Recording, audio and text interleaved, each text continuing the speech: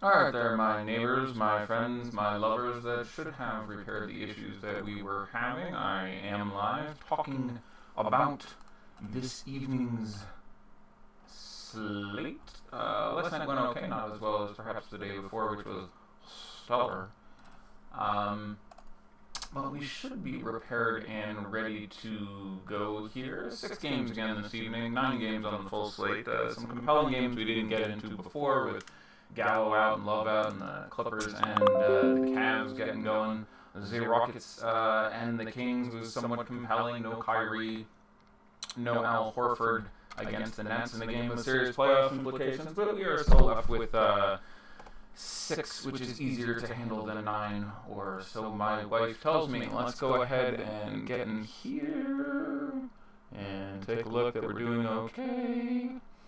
I think we're doing alright. Okay, we're good. Now we're cooking with gas, as the saying goes, for those of this. Responding to a couple tweets, letting people file into the room. I believe we are good to go now as soon as I see a tweet. I shall hit the retweet, and I shall begin to unfold what knowledge I have accrued during the day. As soon as I see a nice retweet there, we will be underway. That feeling when you were already all over Mitch Robinson again, and then they announced that he's starting. Yeah, again, we had him projected at somewhere around 15% ownership for most of the day, and that was still way the hell too damn cheap. The matchup wasn't great. I don't care. He's not a player for whom that is as relevant as other players. The pace being down was certainly very relevant, but I shouldn't have needed to be pointed out for anyone. At 4,900, there was still a fair bit of an upside to be accrued. I hear people in the premium Slack chat saying I am live. Hopefully one of them will tweet it at me in a second. But they have announced Mitch Robinson is starting. Shockingly, I still like him, although I am annoyed. Everyone should have loved him last time. They didn't. We got him at 5%. He put up 12x or whatever. Everyone was going to be dumb again today, and then the Knicks and their endless quest to screw everything up come out and say, yeah, he's starting. There was really no reason to be... I mean, he plays for the Knicks.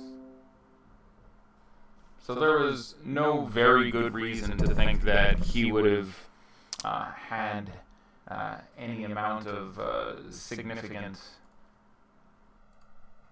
issue with minutes. He had been getting really consistent time when he wasn't in foul trouble. There was the one game that DeAndre played against the Clippers, and Fizdale, being a bit of a prat, decided, hey, this is, your old team will give you a pile of time. But outside of that, he'd been getting his 25 to 30, 32, and DeAndre had been getting his 18 or 20. Do I think Wade goes :peanuts? That's got to be like a thing there.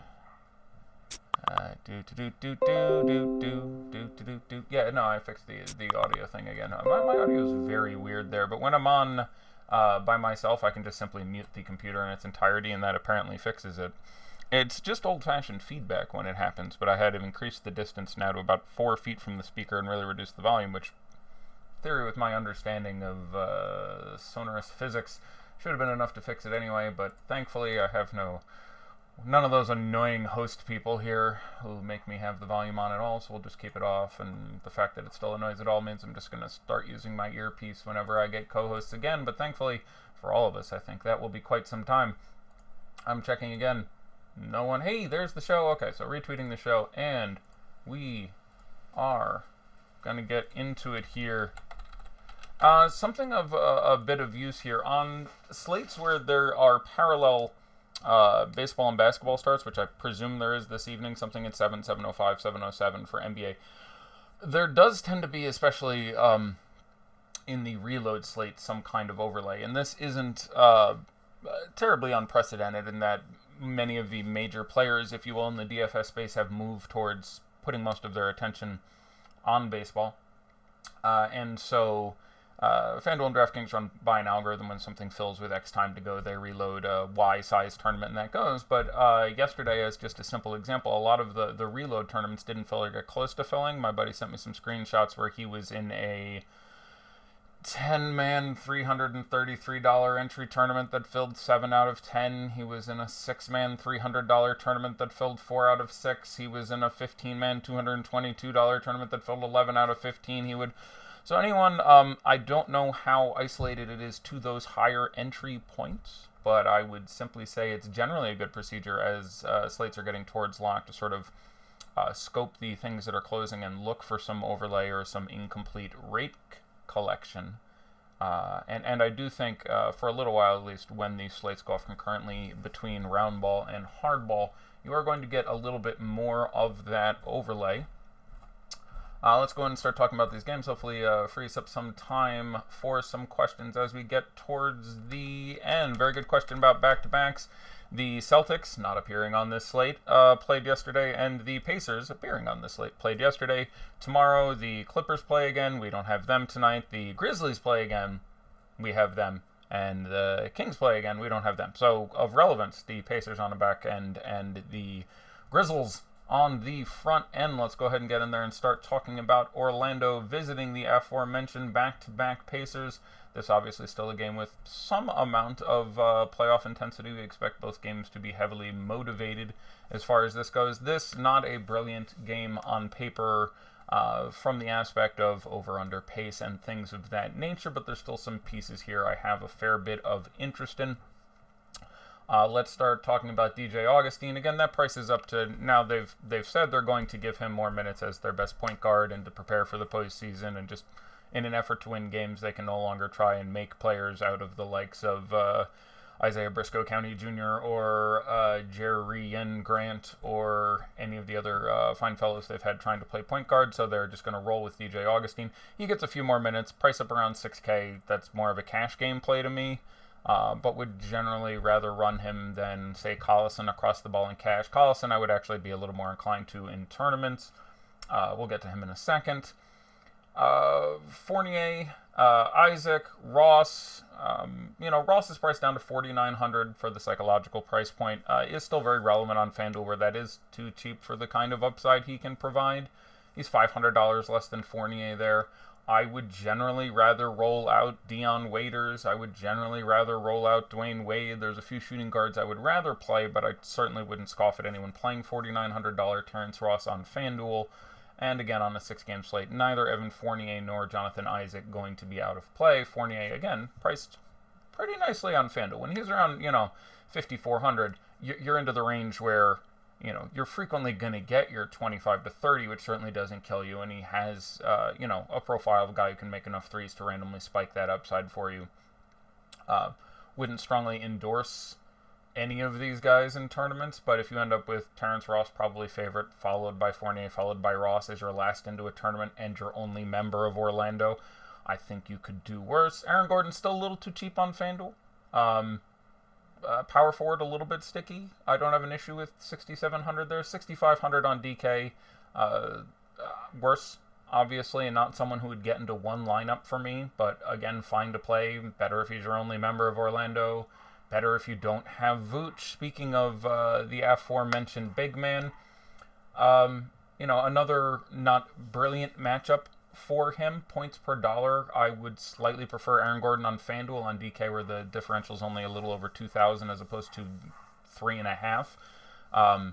I would certainly go with Vooch. 8,700 on DK is a strong play. He got a AA rating and he deserves it. You're absolutely fine to run that out there in cash. You're absolutely fine to run that out there in tournaments. I would slightly prefer him in tournaments to Andre Drummond. I would probably slightly prefer Andre Drummond in cash, but they do rank out very, very closely for me. Again, they've tightened it up to a pretty solid 6-man rotation there, so I don't think we need to look into the Wes Iwundus and Kem Birches of the world. Across the ball, Darren Collison, again, double digits owned last night. Again, I scoffed at it, and again, turned out to be correct. Not a good matchup for him, and the minutes were certainly limited. He played 28 in that game after playing 24 in the game before. 5,400 on DK in a matchup I actually kind of like for him. I would have maybe a share or two in tournaments due to the importance of this game, but again, if I had to guess his minutes, you're looking at 24, 26, 28, 30 would surprise me. So certainly pretty far from a first guy in, and again with the compelling Miami Heat plays, would certainly rather go there in any one lineup situation I was in. And again, they are distributing enough minutes, about 20 apiece, to Tyreek and Kojo to cover that in. Not a great matchup for Wesley Matthews, but again, in that last spot, I'm fine with the prices cheap enough, but his health isn't 100%. Minorly concerning. One of the pieces I would have a lot of interest in, and almost anyone in the front court here, especially at some extremely reduced DK prices, would be Bojan Bogdanovic. He and Thad and Miles Turner, I all think, are actually fairly strong tournament plays on DK. I don't want more than one. My favorite, due to the price point and the matchup and the previous performance here, would probably be the Deuce, Thaddeus Young. 5,300 is too cheap. Carries with him always a large upside. Looked good yesterday with 18, 19, and 4, I want to say. Played, I think, 29 minutes yesterday. Generally going to give you 28 to 32. 5,300 is a price that's fairly appealing to me.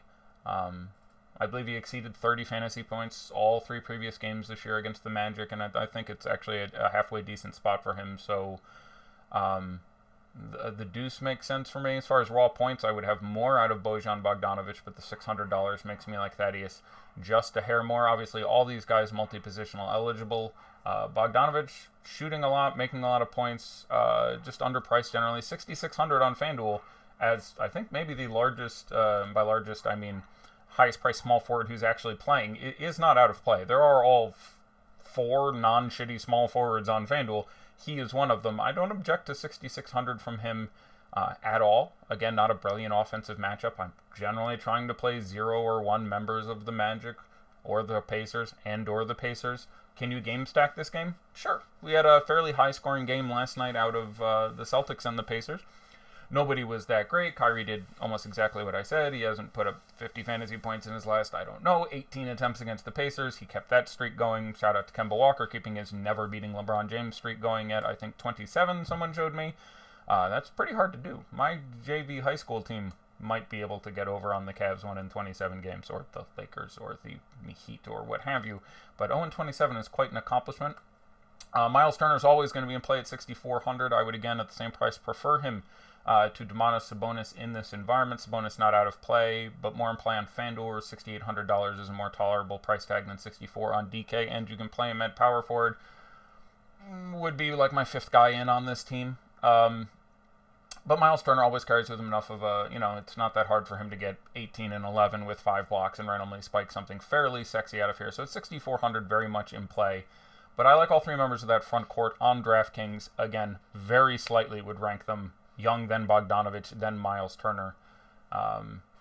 Turner actually ranks slightly better for me than Bogdanovic, but the positionality scarcity for Bogdanovic versus the coveted center position for Miles Turner would make Bojan slightly more preferable to me than Thad, though both slightly less preferable than the young Deuce. Let's go ahead and go on and talk about Portland and Detroit. Okay, something's wrong with my back-to-back notes, because Portland definitely played yesterday, and they didn't come up on my list, which auto-populates. My thing says Celtics and Pacers. I'm going to delay the show 30 seconds and make sure that there are no other errors. I apologize for the delay, but I do not wish to distribute incorrect, or more accurately, incomplete information. So we're just going to take a second and actually look at a schedule grid and make sure I have this right. Celtics, check. Pacers, check. Clippers on the front end, check. Grizzlies on the front end, check. Portland didn't populate on the back end. Everyone else, Kings, Jack, okay, so, even though I've already said it, I'll write it down just to make sure. They talk about that in school, the importance of taking notes. Even people who think like they're smart enough and don't need to take notes, people who are so conceited to think they can understand anything without doing any of the legwork. I can't imagine anyone like that, but have been told many, many times that the actual process of hearing auditorially and writing down is a very useful process, if you will, in actually memorizing things and learning them. So there you go, parents, young children, otherwise conceited people. So Portland, as we've just discovered or remembered as the case may be, also on a back-to-back. We have Damian Lillard out there again. I have no objection with you running Damian Lillard. A little disappointing for me yesterday. Gave you 50 or whatever. Tough to complain about. Didn't get there as much as points per dollar as, say, Trae Young across the ball. I liked playing a lot of point guard yesterday. I was very high on Jamal Murray. That obviously worked out very well. I liked Ricky Rubio, which was fine. I liked Damian Lillard, which is 50, whatever, was fine. Of the 6 I really liked, the most disappointing of them was, I suppose, Kemba. Maybe it's up in his head. I don't know. But generally, I do think that was the correct strategy to employ yesterday. I have no issue with you going at Lillard again. It's a below-average matchup for the pace, but there is simply still stupid massive upside out of him. He could be the highest-scoring player on the slate. The prices are, I believe, slightly cheaper on FanDuel than DraftKings yesterday. But yeah, I have no issue with you playing Damian Lillard. I'm probably slightly positive on him. Again, when I'm done going through this, we will first take a look at the ownership and see where these guys are. In a less than ideal matchup, the rest of the pieces here aren't that exciting for me. I believe you can play Enes Kanter again. He has not been bad per se. Got good number of rebounds per his minutes last night. Shot 7 of 11 for the field. Simply has not been exceptional. Again, last night at 5,500, giving you 26 or what have you. Didn't kill you, but certainly a disappointing performance for what I was hopefully looking for there. Has had very decent, even what you would consider upside games against Drummond in the past. It has not been a matchup that he has had particular difficulty scoring in. I'm going to sneak peek some ownership on him here, but especially with the evolution of Mitch at center, which he is going to engender some pretty serious ownership. Now looking at what we have projected, 3 or 4% Enes Kanter, I do not dislike on DraftKings at all at that number.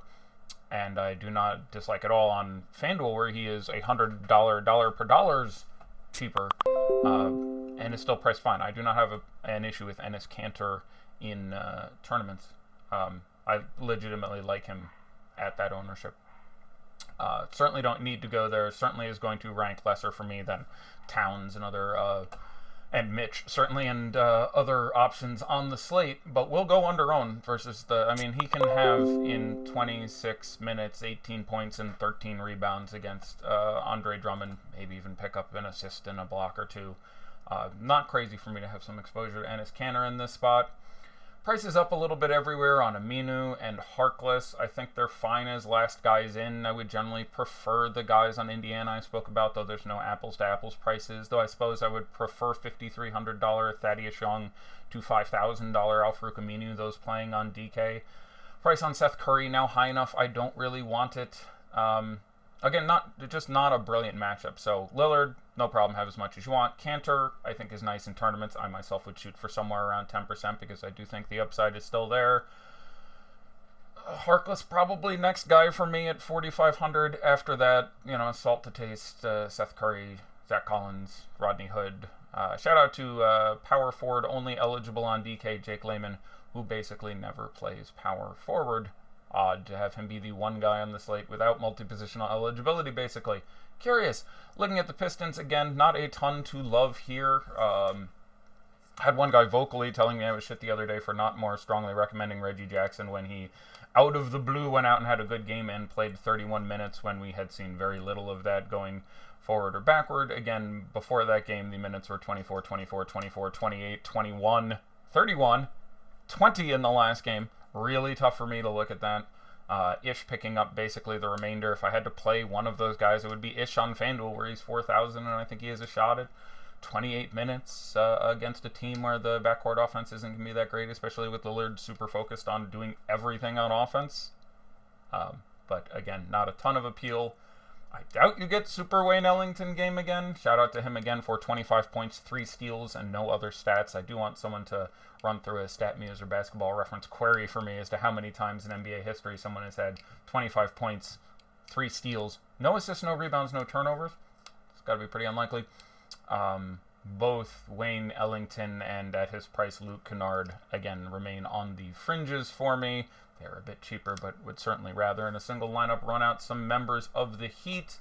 Drummond I like a lot. Slightly more of a cash play for me, simply because the pay up to Towns I do think exposes simply a much larger upside for you, and I would like to go there. The matchup with Cantor, not as good as you would think it would be. The nature of Drummond's game isn't that he is going to, offensively run the game and be able to take advantage of centers who are, it is a better matchup change for Blake for switches or Reggie driving or Ish driving than it would be for Drummond percentage-wise as to how much it assists their game. He's still Andre Drummond at a perfectly tolerable price, but Cantor is an excellent rebounder, so it actually ends up being sort of a neutral spot for Drummond. So I'm fine playing Drummond because he's been underpriced all year, especially on DK. I'm fine going back there again. Again, I'd slightly prefer him in cash to Vooch. In tournaments, I would run Vooch out, save my 300. Blake has looked a little bit better, which isn't saying much because, boy, did he look bad for a while there. Still in play. I'm going to have power forwards I prefer for less on both sites, but sort of as a Pascal Siakam pivot on DK makes some sense. He will outscore Pascal something like 1 in 3 games. Let's move on to the Heat visiting the Knickerbockers in New York City.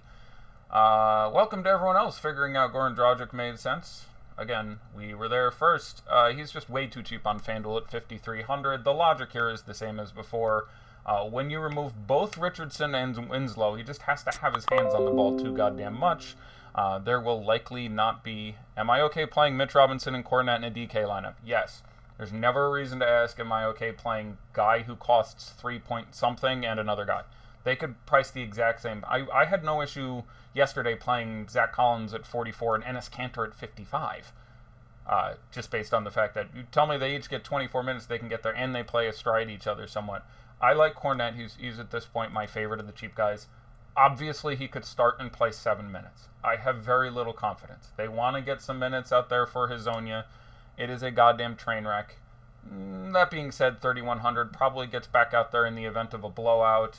I like the matchup enough for Kornet that at 3,100 he's probably my favorite of the guys who are that goddamn cheap at this point. And yes, you can certainly play him next to Mitch. Again, they collectively cost $8,000 exactly. So that's not a lot. Shout out to Mitch and Goran Dragic, who for 9,400 banged you at 115 last game. So yeah, Dragic's going to be the chalkiest of these options. Let's see what we're calling chalky these days on DraftKings. It is an interesting point guard spot. Let's see. Number 1 owned on DK. Yeah. Welcome to the party, everybody. In a single lineup on DraftKings, I probably would slightly rather play Dwayne Wade in tournaments. As far as ability to score fantasy points, Wade is probably the better of them. I have no reason to think Goran Dragic is particularly tired after his 38-minute ordeal, but assuming the ownership is going to break down 40% for Dragic and 10% for Dwayne Wade, I have Dragic projected for about 2.5 more fantasy points, but at the ownership differential, if you can come up with the $400, yeah, I would probably play Wade in my one lineup. Dragic is an excellent play. 40% is not too much ownership for him against the Knicks, where, again, he should have his hands on the ball constantly, but we no longer have 2,000 Slovenians in attendance. We are no longer at home. It's not quite as amazing a spot as that last one. And again, he's not 5,000 on both sites. He's 53 and 58. So hopefully I'm explaining that well enough. But I will say this. At least one, if not two, of Dragic, Waders, and Wade are going to have an excellent game here. And if we have ownership of 40% on Dragic and 12 on Wade and 7 on Waders, I'm just guessing, I'll look up those numbers in a second, certainly evening out those exposures makes some sense to me. Dragic is by far the safest play. I haven't projected the highest of those three, but you're going to get 28 minutes out of Wade, 31, 32 out of Waders, and I have 33, 34 right now for Dragic, I think. And against the Knicks, they all make a ton of sense. In a game they're going to be playing to win. Shout out again, Kelly O on FanDuel, 4,600. That is too cheap. Derek Jones missed shoot-around for a personal issue, but is expected to play. Would much rather go there on FanDuel at 4,000, where he and Norm Powell and a couple other guys represent some pretty strong punts at a position that is, as previously mentioned, someone sent me a funny tweet that was something like, small forward on FanDuel is balls, that is all, or something like that. Past that, James Johnson, same thing, much bigger fan, punt on FanDuel at 41 as opposed to 4,400 on DK. You would have liked to see Derek Jones out there. Could have stretched her legs a little bit more. Prefer James Johnson at 41 due to the FanDuel scoring a touch more than Kelly O at 46. But both strong plays in tournaments. I would probably in one lineup try to find a way to have a backcourt and a frontcourt member of this team in a good matchup that they need to win. I guess we'll move on for a second. The Knicks. Luke Cornett and Mitch starting. Pretty amusing. Sorry if you've answered, but is Dragic and Wade a bad idea in your only lineup? Bad idea? No, I don't have a problem playing any two of those three guys. I probably think your Wade exposure is a little bit worse when you add Dragic, and your Dragic exposure is a little bit worse when you add Wade. So it's a complicated question to answer. I like trying to get back at it with, Mitch at least, or someone on the Knicks to give you some sort of game stack appeal. But both those guys are cheap enough and should have to handle the ball enough. I'm not surprised if they both get there, so I don't mind the lineup. Do I think adding Wade makes your Dragic better? Probably not. There isn't probably positive correlation there, but not a giant slate, and certainly the upside is there for both of them. Last game we got 63 out of Dragic, and I think something like 30 or 32 out of Wade. That could normalize to 50 and 40, and you'd be like, hey, glad I have both those guys. That's the most complete answer I can give you. Looking at the Knicks, funny tweets where people are like, oh, with the news Mitch is starting, I really want to play him. The fact that people say stuff like that makes me want to put needles in my eyes. It's not that complicated, but yep, Mitch going to be super popular along with Dragic there. For the last time today, I will point out it feels good to be there a whole game before everybody else. So I had Mitch for 30 minutes anyway. He had been getting a ton of time. It really depends what we think the ownership is going to be. I'll refresh here. Obviously, DK, the most appealing price here. I'm assuming we haven't factored it in. We still have him at 15%, which is what we've had him at all day. He'll pretty easily get to double that. You're going to see a lot of Mitch and Towns at the center positions. I certainly don't have any issue with that. 30% ownership, yeah, I'd still get over it. 40%, that's where I'd want to be. If we're going to have 55% Mitch, I'd start moving away just because certainly not the best matchup and the guy who can really find a way to foul out whenever possible. So hopefully giving you all the information I can on that decision.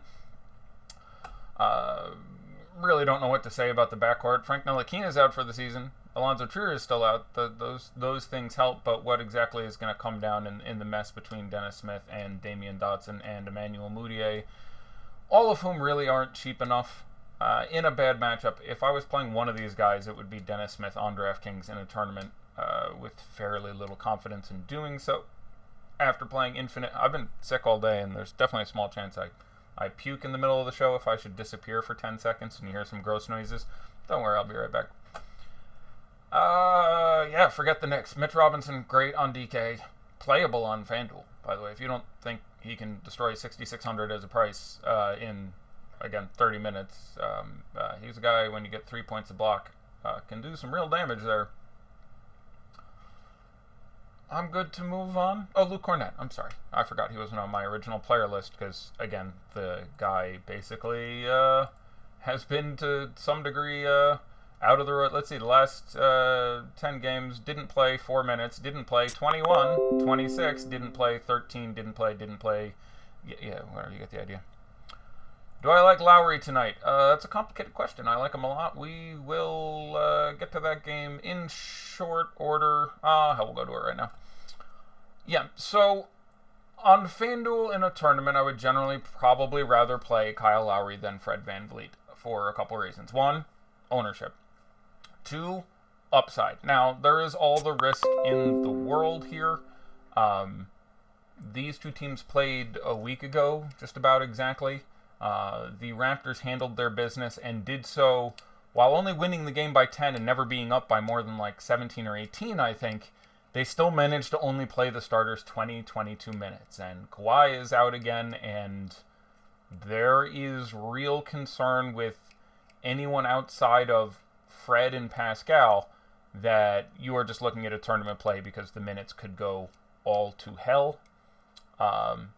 Kyle Lowry had like, I want to say 18, 19 fantasy points in that game. He was legit bad. He only played low 20s in minutes, which of itself not super exciting for anyone, I would not think. But that being said, with the ownership presumably well reduced, with him being way too cheap on FanDuel for the potential upside, I would probably go there on FanDuel at $6,700 before I played much more popular Van Vliet. Again, looking at our FanDuel ownership main slate, looking at point guards, we have Dragic at 38%. I would want more than that. For reference, 5,300 there is a really noticeable pricing error. We have Fred VanVleet right now at 17. I actually expect that to be higher. And we have Kyle Lowry at 18. Okay. Well, that's interesting. I'll look for an update there. If that stayed the same, I'd probably swallow the chalk and go with Fred VanVleet. Like, Kyle Lowry is a much better basketball player. But the minutes for Lowry have been concerning. Clearly, with the frequent rests for people, and them, pretty much going to end up with the 2 seed in most likely scenarios. They've been really careful with minutes recently. In the last 4 games he played, only 1 of the 4 of which were close, Lowry played 26, 28, 21, and 25 minutes. That's clearly concerning. But FanDuel, 6,700. I like pairing him with Dragic. I like spending the 1,200 over Van Vliet for a guy I do expect to be lower owned. And, it is not impossible you see 30 minutes and 45 fantasy points here for me. If you got the 30 minutes, I'd have him projected for very nearly 40. With Kawhi in, Kyle Lowry is like a fantasy point per minute guy this year. With Kawhi out, he's like 1.35. It is a whole new world. So that's where I go. DK, multi-positional eligibility, point guard being a little more valuable, price being proportionately worse, Van Vliet's being about the same. I would probably rather play 5,300 Van Vliet than Kyle Lowry if I was building a single lineup. Again, you are swallowing down some more chalk there. Both opposite guys playable on both sites. Danny Green, 3,900, worth noting on FanDuel as a pretty nice drop pump potential. Pascal, too cheap without Kawhi Leonard in there. Might get 50. Wouldn't shock you to see 55. 40 feels pretty safe unless this turns into a massive blowout, which again, certainly isn't impossible. Will be fairly chalky, but for good reason. It's a strong play due to the potential of a blowout and the scoring. My favorite center, if I had to play one, would be power forward Serge Ibaka on FanDuel at 5,300. I had them both as D's in cash and C in tournaments for Gasol and Ibaka. You can go there, but especially with Mitch, I would be inclined to look other places. Partially responding to question their favorite small forward tonight. Feel like we need to get that right. I like Norm Powell. Again, 2 games ago when they played the Bulls, you had Kawhi in, which, again, earlier this year, Kawhi missed a game against the... I'm almost certain someone will have to check me on this. When they played in November, December, the first time they played the Bulls this year, you had a Kawhi missing, and the Bulls beat them the Raptors beat them by 40, I want to say. And that was without the Bulls missing, their entire starting 5. So really not shocked if they absolutely put a whooping on him here, and you have to keep that in mind for all. That being said, I like Norm Powell. We have no OG Anunoby last game. Again, we had Kawhi 2 games ago. OG did play last game. Neither of those guys present this game. I have a fair amount of interest in Norman Powell as a drop at 4,000.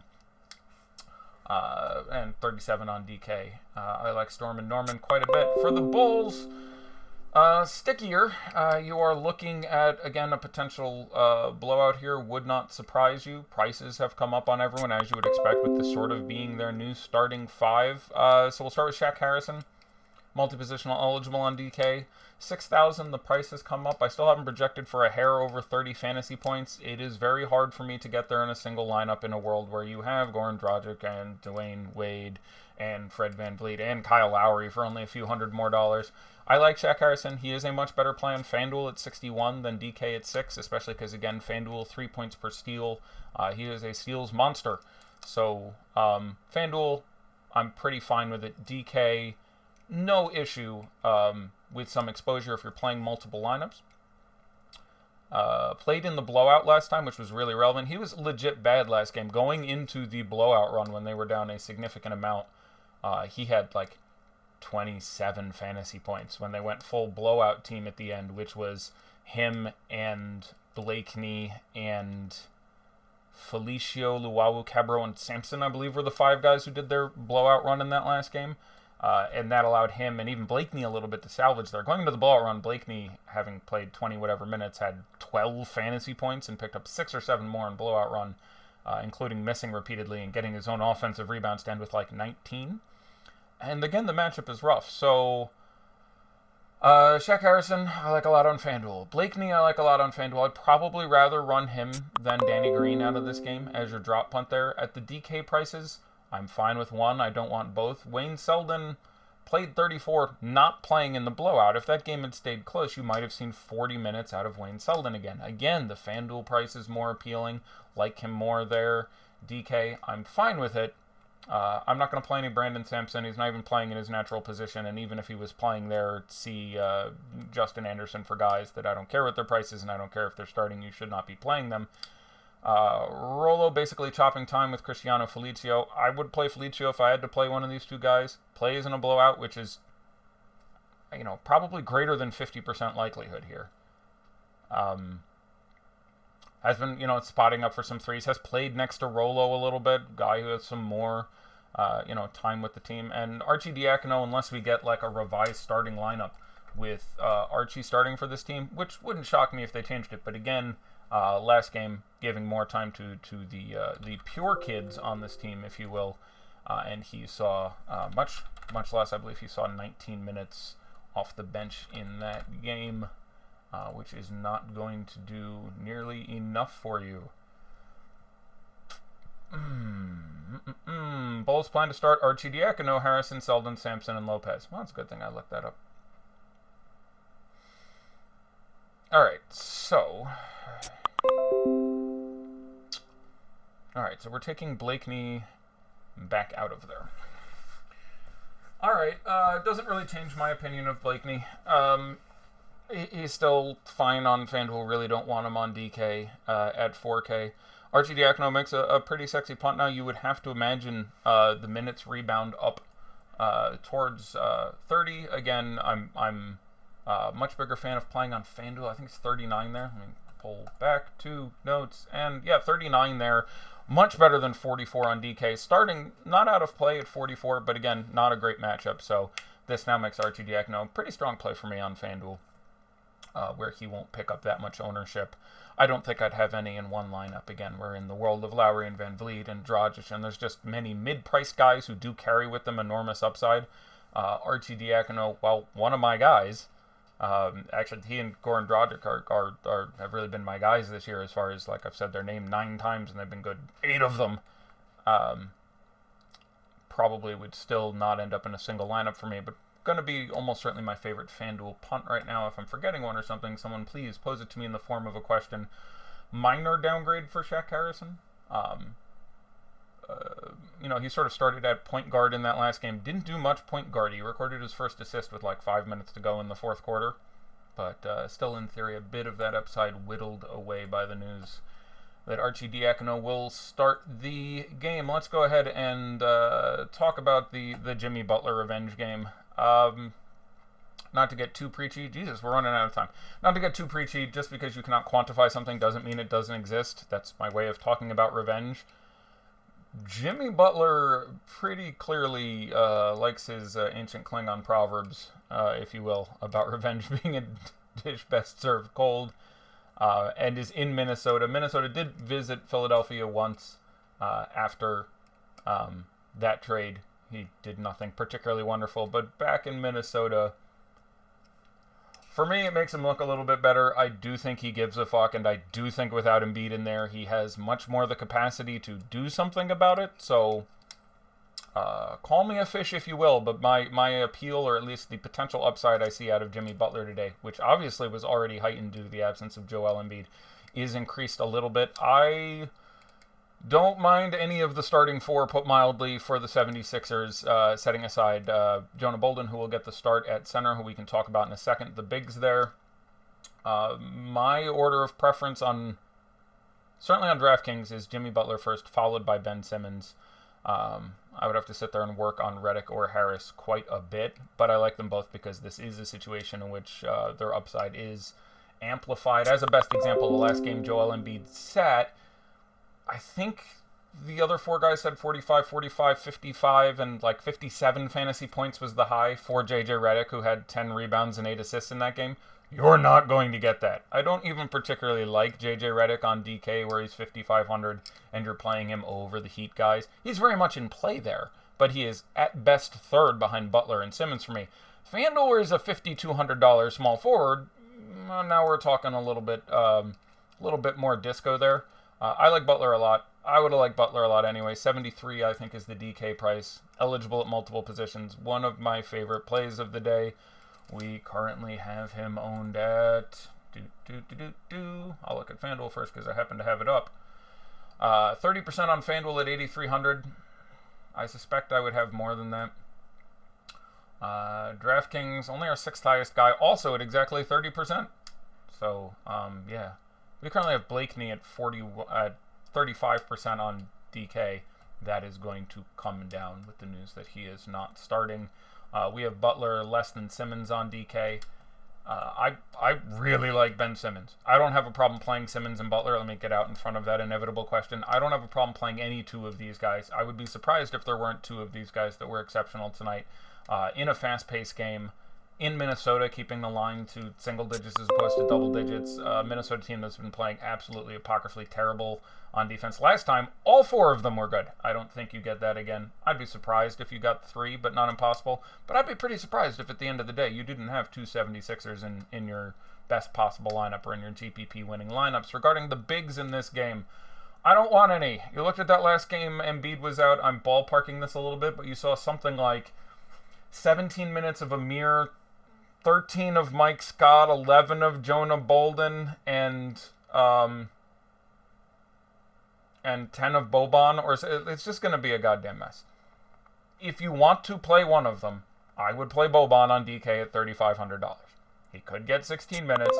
He could get 18 minutes. He could score 30 fantasy points in that time. That could happen. If you're telling me I have to play a big, probably Boban on DK or Jonah Bolden, where he's the minimum price power forward on FanDuel and you can drop him. He's a guy who can get some steals and blocks. Again, hasn't played much recently, basically entirely out of the rotation. But if you go look back a dozen games ago, he had 4 games in a row where he basically got 20 fantasy points in 20 minutes. So that's where I'd go on FanDuel. But again, there's a big possibility of failure in this matchup. So you want to play Boban on DK, I'd go there. You want to play Bolden on FanDuel, I would go there. Moving on to another game because I am just taking too the hell long. The final game, actually, Memphis going into Phoenix. As I've alluded to previously, Memphis is trying to win basketball games. They're trying to do it because, and again, trades, markets, free agency, contracts is actually not my specialty. I'm watching what's going on the court more often, but I believe they owe a pick to the Celtics, which they won't lose this year if they lose more. So they want to win a few more games so that they can get rid of the pick this year, which is when they want to get rid of it as opposed to next year. I don't know what it is, but someone did a much better trade breakdown than I have. Someone wants to link it to me, throw it in the chat, throw it in a YouTube comment or something.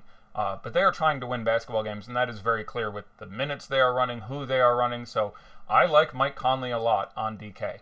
I actually have him ranked slightly higher than Ben Simmons.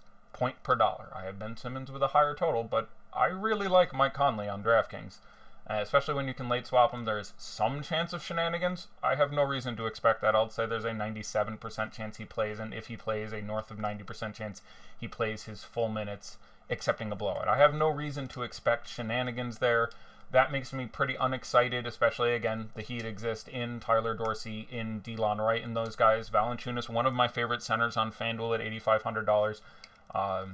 Newsflash, he's extremely good at basketball, and if they give him 30x minutes, he's going to continue to drop some very serious lines, and DeAndre Ayton is not going to stop him in any way. Beyond that, probably minor shout out for Bruno Caboclo on DK, who has largely consumed the starting power forward job from Yvonne Robb, probably sees a pile of minutes again, and has done good in much more difficult environs than this, including apparently scaring the living shit out of Kevin Durant. Final team to talk about this evening, the Phoenix Suns. Obviously, everyone's first guy to look at here is going to be Devin Booker. I am disinclined towards him today if his ownership is at all significant. Obviously, the price has come way up. He is about $1,500 more expensive than he has been just a few days ago. He's coming off 2 massive games. Now, again, I know everyone loves their recency bias, but shock, he is not going to score 50 real points every game. He's not going to score 50 real points every game for the rest of the year. I'll take under 50 real points today. Now, the slate's kind of small. He could score 40 real points and 59 fantasy points and be just fine. He's still getting a lot of point guard duties. That's very relevant. But the return to the lineup of Josh Jackson and the fact that he is going to hawk up the ball a lot when he is out there, a not ideal matchup. I don't want to overstate the difficulty of the matchup with Memphis because it isn't that difficult anymore. They've lost several of their better defensive personnel, although Conley being back certainly doesn't help you, but the absence of Avery Bradley and a couple other guys is relevant. The pace is well up. They were playing at basically the slowest pace in the league significantly. Now they're basically average if you look over the last few weeks. So it's, matchup aside, though, the return of Josh Jackson and the massive price increase, the point dependency, the frequent lack of peripherals out of Devin Booker. Again, got a lot of point Bookers, so better assist upside there. A guy who can pick up a couple steals, but 10 rebounds ain't coming. Blocks generally ain't coming. Paying off $9,700. $11,300 more difficult for me than, for example, Jimmy Butler, who is $3,000 less on FanDuel and $2,400 less on DK, if I'm remembering that correctly. Yes, I prefer Jimmy Butler at those prices in a better matchup without Joel Embiid, etc., etc. Gonna look at some questions. Taj out. That is as expected. Still thoroughly unimpressed with Darius Arch, especially at his price up. But you can go ahead and do that. Eddie, nice Wrath of Khan reference. I didn't know I made a Wrath of Khan reference. Awesemo didn't have Luke Cornett in his rankings. That's because baseball is going today, and he didn't have time to update after they came out that Luke Cornett was starting. Look, Luke Cornett is a good play. The ownership is obviously going to climb up a little bit. 3,100 on DK. Real chance he gets 24, 26, 28 minutes. Could it go badly? Sure, but he's really, really cheap. If you end up with any Cornet, I have no issue to go with that. Small forward, where to go tonight? I like JJ. I assume we're talking about FanDuel. On DK, you can hybrid around it in Jimmy Butler and other shit. Small forward, where to go tonight? Here are the playable small forwards. Bojan at 6,600. I think he's just great because of the environment on FanDuel. I have no issue with playing him. Caboclo at 6,000 would be a tier under that for me. Jonathan Isaac, I'm fine with in tournaments because he can do steals, blocks, in the whole 9 yards, but the matchup is bad. I would generally rather play Bojan. 5,300 for Mo Harkless, more than I want to spend. 5,300 for McCall Bridges, more than I want to spend with Josh Jackson back against Memphis. Redick at 52, I legit like a lot. He's probably my favorite in this category. Hood at 44, playable, but generally don't like. Reek at 43, playable, but generally don't like. Parsons at 42, better than Reek, still worse than the other guys we're talking about. Derek Jones I like a lot. Norman Powell I like a lot. So yeah, that's basically it. Powell, Derek Jones, JJ Redick, Bojan are the 4 guys I have no issue with. I'm mixing and matching those 4 for most of the time. If you end up with a share of Caboclo or Isaac or Bridges or Harkless or Knox or Hood or Tyreek or Chandler, I'm fine. I'm not excited. I don't want any of those guys in a single lineup. I would limit it to those 4. Yeah, Luke Cornett is also fine on FanDuel at 3,500 as a power forward drop. I would probably prefer him to Bolden to answer that question. DK punt, Wes Matthews or Cornett? Wes Matthews is $4,000. Cornett is $3,100. There are guys I prefer more than Wes Matt if I can go all the way up to 4,000 at utility. I don't know if that's what you're asking me, but hold on, news checking. That's what we expected. Power forward only Jake Layman starting at shooting guard again for the Blazers. May want to get on that at some point. Jones Jr., Drogic Waiters. Yeah, they're starting who he expected for the Heat as well. No other relevant news. They're looking for some more questions. Fire them if you asked a question that I haven't responded to in the premium Slack. Yeah.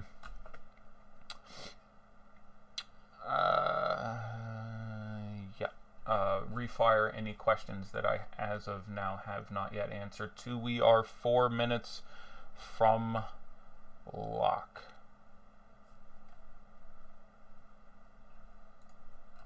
Otherwise, I'm going to keep refreshing alerts and TweetDeck and other things. So yeah, real 30-second look at ownership. Refreshing for the last time the DK main slate ownership. And here we go. Number 1, Dragic, I'm fine with it. Number 2, Blakeney, I would have massively less, and he's not starting, although I do think this ownership is artificially inflated because we have not updated it since we got that news. Towns, 32, good. Simmons, 30, good. Valanciunas, 30, good. Butler, 30, very good. Vooch, 28, good. Tobias Harris, 26. I'd probably have him least of my 476ers, so I imagine it'd be under that number, though there's nothing inherently wrong with it. Conley, 25, good. Van Vliet, 25, good. Collison, 23, still too high. Back-to-back, his minutes have been fuxered. 10% I would add some interest. 23, I would just full fade it again. Drummond, 22 is fine. Booker, 20. I'd have less than that, but I'd have Son. Obviously, he is feeling himself. Thad, 17 feels good. Bam, 17. Wayne Selden, 17 is fine. Like, Redick, 15, fine, sure. Mitch, 15 is going to be higher than that. Top 3 centers, FanDuel GPP. Jonas Valanciunas, Karl Anthony Towns. Might be Mitch at this point.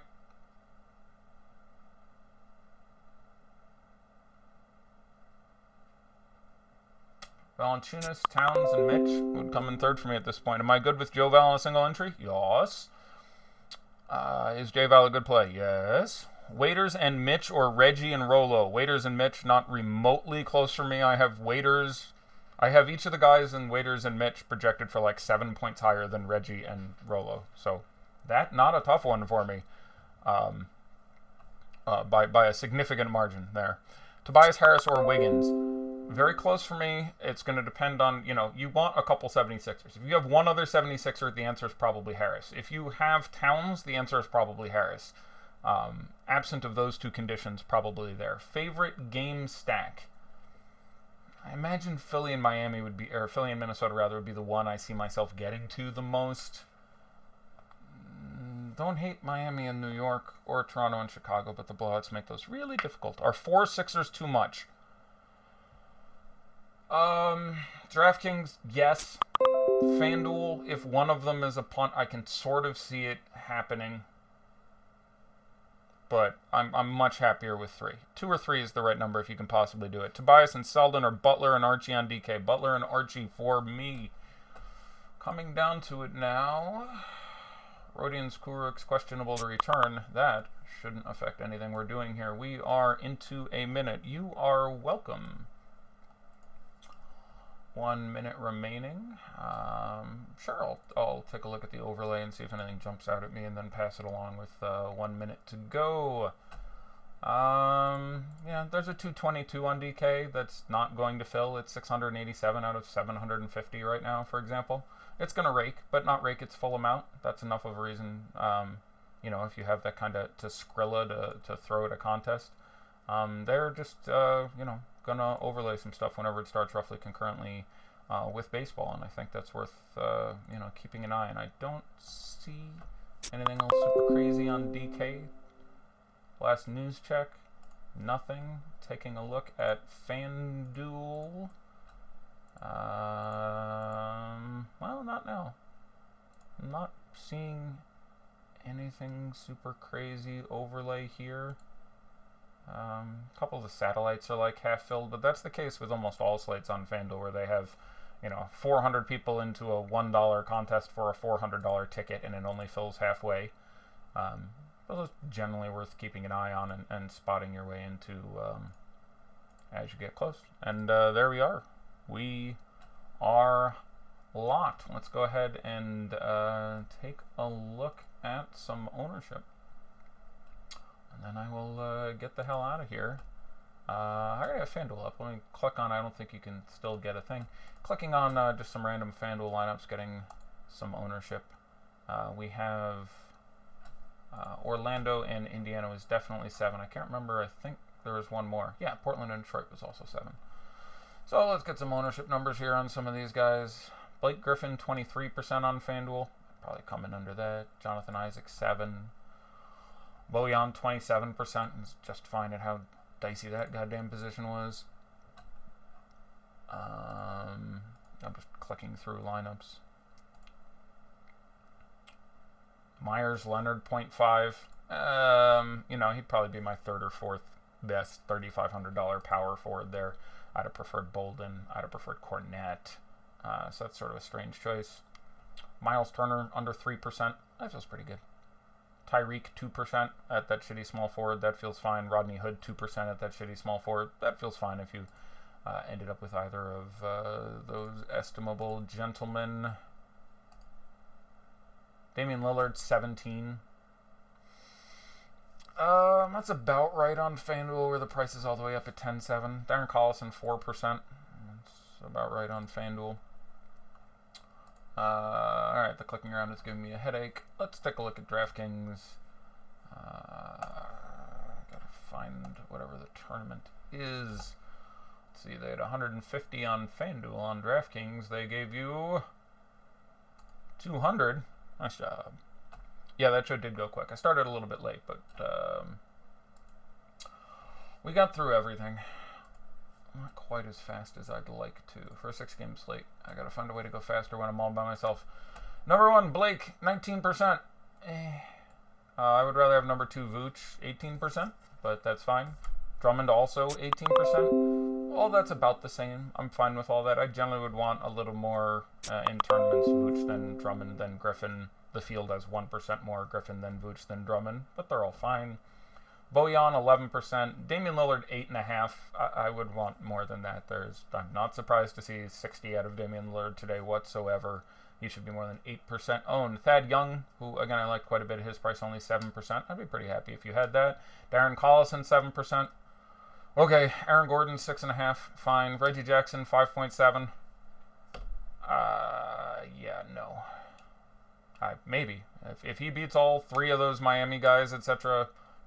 I guess he is cheaper. His price on DK is pretty attractive at this point, so I'll back off that a little bit, but I don't think I would see myself getting there a lot. Aminu 5.1. I'm fine. Don't hate the matchup for him. Prices obviously come up, but I'm fine with it. Miles Turner 4%. Like that at 6,400. Fournier 4%. Good. Wayne Ellington 4%. I would rather have Fournier. Cantor 3.5%. That's all I'm saying. At $6,000, better than 3.5%. He could get 28 minutes. Wouldn't surprise me. He could get 40 fantasy points in those 28 minutes. In fairness, Mitch is now there starting, and Sheeple have followed. 2.7% Sabonis. Okay, again, less than Turner, which is as it should have been in this matchup. 2.5%-ish. I'd have gone there before I went with Reggie. 2.5% Wesley. 2.4% Terrence Ross. I'd ended up over that. 2% Harkless. I'd ended up over that. 2% Seth Curry. I'd have much rather taken Harkless than Seth Curry.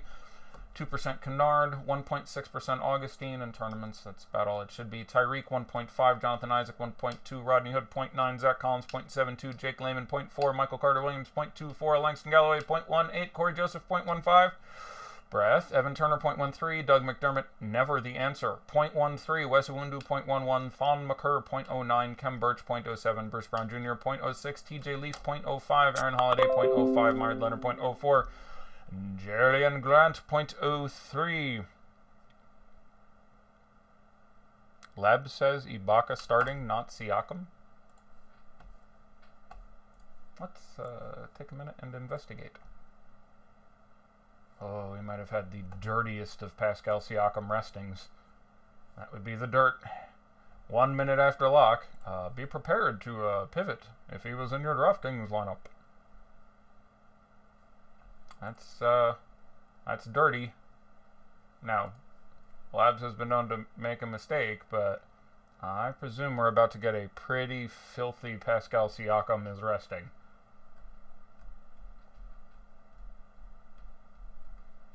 Waiting.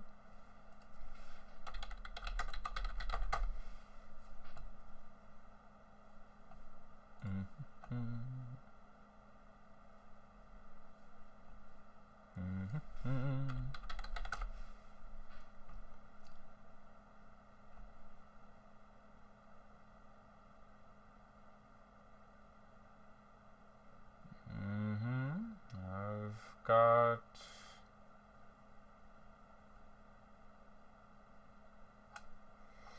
I still don't have out. Looking at all my Raptors, I know a lot. Doug Smith saying they're getting experimental. We'll start Lowry, Van Vliet, Green, Ibaka, and Gasol.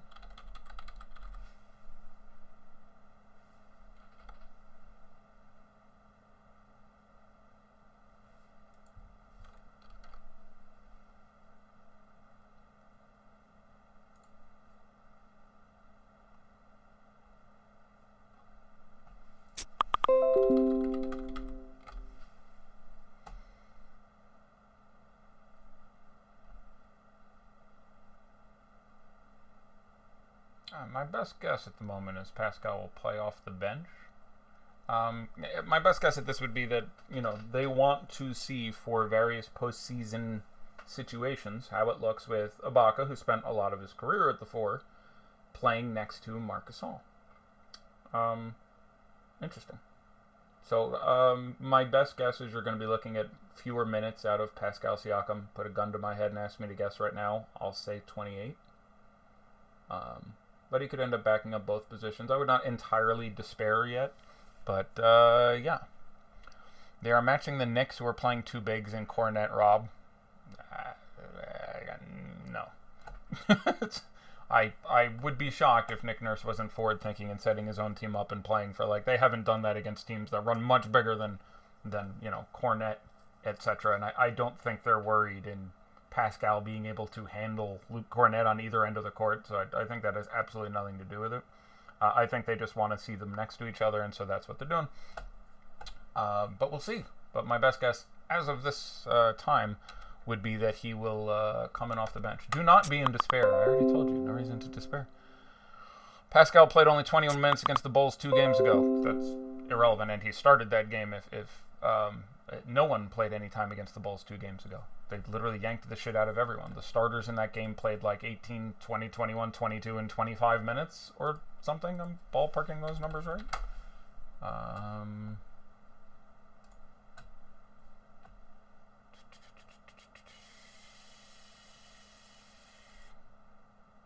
Also, it's worth pointing out that the Raptors matching the Knicks wouldn't make any sense because the Raptors aren't playing the Knicks.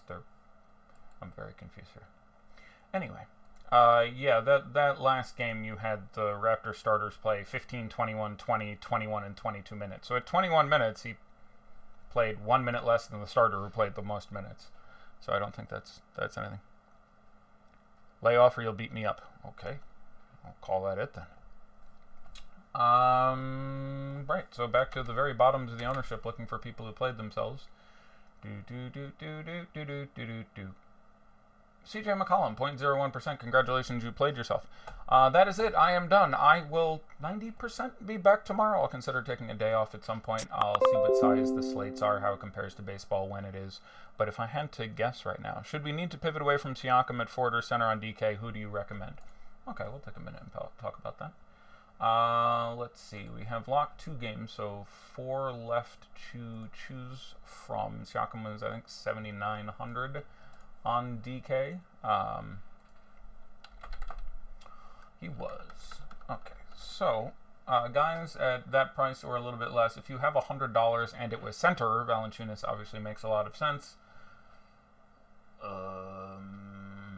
Yeah, there's not a lot of great pivots in this area. There's a real hole in the pricing. Guys on the entire slate who cost in the range of... there are literally 3 players on the entire slate, or 5 players on the entire slate whose numbers start with a 7. So if you had them at forward, Jimmy Butler is 7,300. That makes a lot of sense. If you had them at utility, Mike Conley is 7,600. But usually, if you had Pascal, you're going to want to double swap now because you can do better. Blake Griffin not starting. Oh, March basketball, you dirty bastard. Of course people played Blake. Blake was wicked popular on DK. He was 25% on FanDuel and something close on DK. Blake Griffin was the most owned player in the third of the slate that started at 7 on DraftKings at 19% on FanDuel. Let me find a Blake guy, but I think he was more than that. 23%. Fuck this shit. Rest in peace, people that played Blake. This day going to be a shit show. Those are all fair and reasonable comments. Now, neither of these are good examples, but generally, I still like stuff. Would you pivot to Surge over Kelly O? They're really close for me. I'd want some Heat exposure, so it depends. If I have at least one other guy on the Heat, I think I would do that more often than not. Oh my god, the Twitter blowing up. Even fucked on DK. Yeah, that game had started. So we'll stay live for a minute. I want to figure out what the hell's going on with Blake now.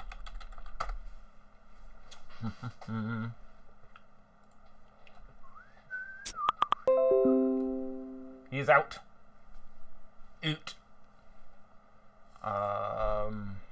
That's a beat. Went through his warm-ups. Knee was sore. Out. Not playing. Ugh. Derek Jones over Cornette. No-brainer. Correct. Yes. Just raw points. I prefer Derek Jones to Cornette. Again, on DK, you save $1,000, which is pretty relevant. But, yeah, Blake Griffin just not going to play. Not going to do it. Decided not to suit it up.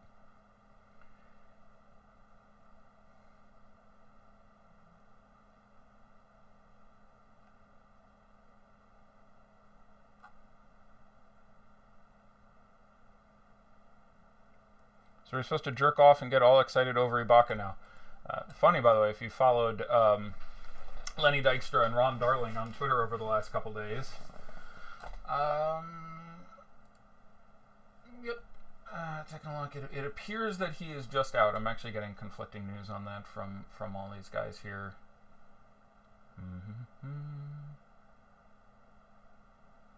Yep. News came out about 9 past.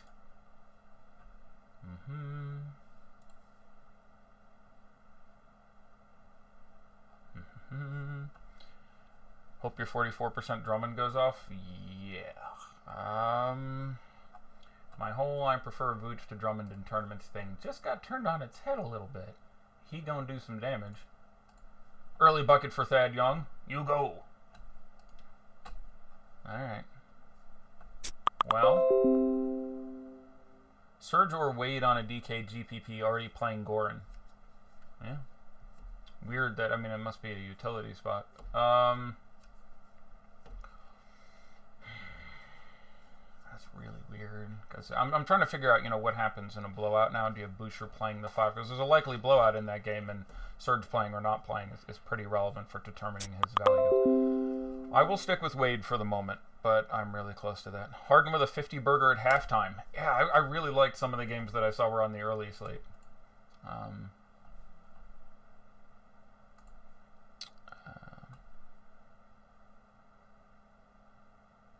You think Wade goes nuts? Yeah, again, I don't have him projected that differently than Dragic, and people are.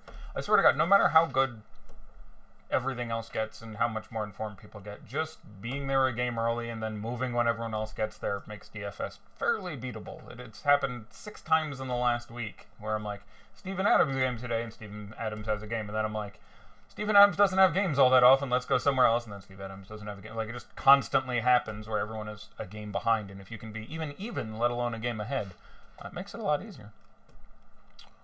Yeah. So there we are.